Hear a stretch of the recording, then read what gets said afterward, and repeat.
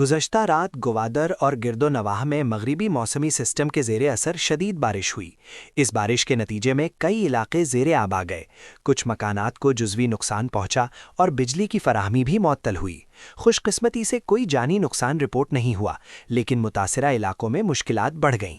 خصوصاً شاہین چوک کے روڈ کو بلند کرنے سے عوامی حلقوں نے جو خدشات ظاہر کیے تھے، اب واقعی کئی گلیاں پانی سے بھر گئے ہیں۔ گوادر میں بارش کی تازہ صورتحال۔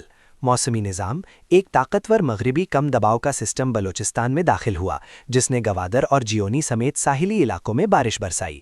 نایاب مظاہر: بارش کے دوران گوادر میں ایک نایاب موسمی مظہر لینڈ سپاؤٹ یا گرد کا بگولا بھی دیکھا گیا، جس نے شہریوں اور ماہرین موسمیات کی توجہ حاصل کی۔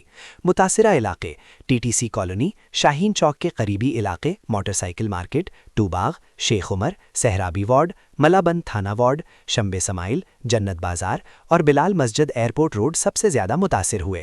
نقصانات: سڑکیں زیر آب آ گئیں، آمد و رفت مشکل ہو گئی، گھروں اور دکانوں میں پانی داخل ہوا، متعدد مکانات جزوی یا مکمل طور پر منہدم ہوئے، بجلی کی فراہمی معطل رہی۔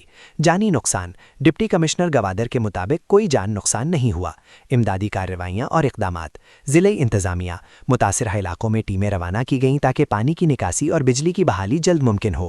NDMA قومی آفات مینجمنٹ اتھارٹی: بارش کے اس سسٹم کے اثرات کے پیش نظر بلوچستان کے دیگر حصوں میں بھی الرٹ جاری کیا گیا ہے۔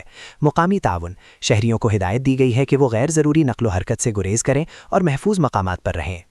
موسمی نظام: مغربی کم دباؤ کا طاقتور سسٹم، نایاب مظاہر لینڈ سپاؤٹ یا گرد کا بگولا، متاثرہ علاقے to Bagh, Sheikh Umar, سہرابی ward, ملابند تھانہ وارڈ، شمبے سمائل، جنت بازار، بلال مسجد ایئرپورٹ روڈ سب سے زیادہ متاثر ہوئے۔